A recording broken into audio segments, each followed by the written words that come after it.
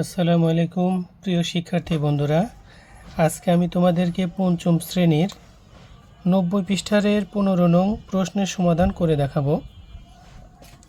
তোমরা যদি মনোযোগ সহকারে একটু চেষ্টা করো তাহলে এই অঙ্কটি খুব সহজেই বুঝতে পারবে। যদিও অঙ্কটা একটু ঝামেলা আছে, যদি তোমরা মনোযোগ সহকারে দেখো ইনশাল্লাহ আমি বিশ্বাস করি তোমরা অবশ্যই এই অঙ্কটা নিজে নিজে করতে পারবে। চলো শুরু করা যাক। এখানে আছে একজন শিক্ষক 75 জন শিক্ষার্থীর প্রত্যেককে 0.24 মিটার করে ফিতা দিলেন। একজন শিক্ষক 75 জন শিক্ষার্থীকে 0.24 মিটার করে ফিতা দিলেন। তিনি সব শিক্ষার্থীকে মোট কত মিটার ফিতা দিলেন এটা আমরা বের করব। তিনি সব শিক্ষার্থীকে অর্থাৎ যতগুলো শিক্ষার্থী আছে তাদের প্রত্যেককে অর্থাৎ 75 জনকে মোট কত মিটার ফিতা দিয়েছে সেটা আমরা বের করে দেখাবো। তাহলে আমরা অঙ্কটা শুরু করব হচ্ছে যেখানে প্রত্যেক লেখা থাকে সেখান থেকে। যেমন এখানে লেখা আছে প্রত্যেককে 0.24 মিটার করে ফিতা দিলেন। আমরা এই প্রত্যেক থেকে অঙ্কটা শুরু করব।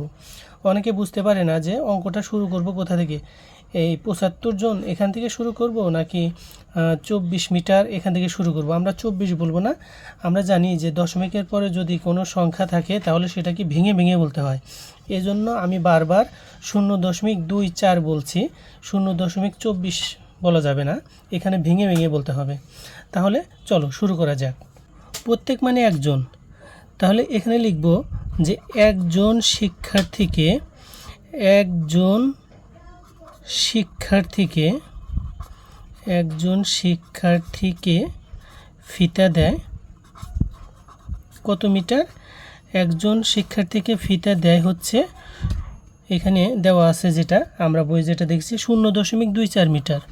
0.24 মিটার একজন শিক্ষার্থীকে ফিতা দেয় হচ্ছে 0.24 মিটার। অতএব এখানে শিক্ষার্থী আছে কতজন? 75 জন। এখানে 75 জন শিক্ষার্থীকে কত মিটার ফিতা দেয় সেটা আমরা বের করব। তাহলে এখানে লিখে নিচ্ছি 75 জন শিক্ষার্থীকে ফিতা দেয়। এখানে যেহেতু 1 থেকে 75 আসছে, একটু খেয়াল করে দেখো, আগে ছিল একজন, এখন আসছে 75 জন, অর্থাৎ কম থেকে বেশি আসছে। আগে ছিল 1, এখন আসছে 75, কম থেকে বেশি আসছে, এজন্য আমরা এটাকে গুণন করব। কম থেকে বেশি আসলে গুণন করতে হয়। আরেকটা কথা মনে রাখবে, বেশি থেকে যখন কম হয় তখন ভাগ করতে হয়। তো এখানে কম থেকে বেশি আসছে, তাহলে এটাকে আমরা কি করব? গুণন করব। এখানে লিখব 0.24 গুণন 75, এখানে মিটার লিখব। তাহলে এখানে আমরা যদি এটা গুণন করে ফলটা নামাই তাহলে আমরা উত্তরটা পেয়ে যাব। এর জন্য এখানে আমরা রাফ করে নিচ্ছি 0.24, এটাকে আমরা 75 দিয়ে গুণন করব। 75 দিয়ে গুণন করলে প্রথমে 5 দিয়ে উপরে সবগুলোকে গুণন করব। 5 দিয়ে 4কে, 4 5 20, 0 হাতে থাকে 2, 5 দিয়ে 2কে, 5 দুগুণা 10 আর হাতের 2 12, 12 2 হাতে থাকে 1, 5 0 0 আর হাতের 1 একই।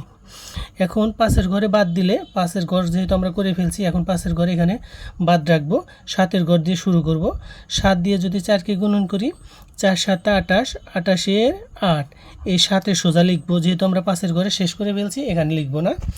তাহলে 4 7 28, 28 8 হাতে থাকে 2, এখানে 7 দিয়ে 2কে গুণন করলে 7 দুগুণে 14 আর হাতের 2 16, 16 6 হাতে থাকে 1, এখানে 7 দিয়ে 0কে গুণন করলে 7 0 0 আর হাতের 1 1, এখানে দাগ দিয়ে এখন আমরা এটাকে যোগ করব।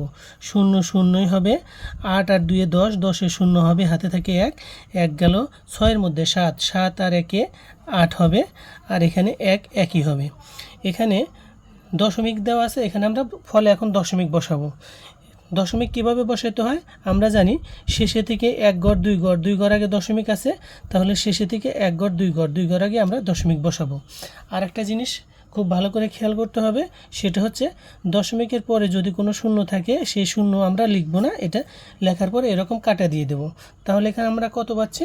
এখানে আমরা পাচ্ছি 18 মিটার। তাহলে এখানে আমরা 18 মিটার লিখে নিচ্ছি।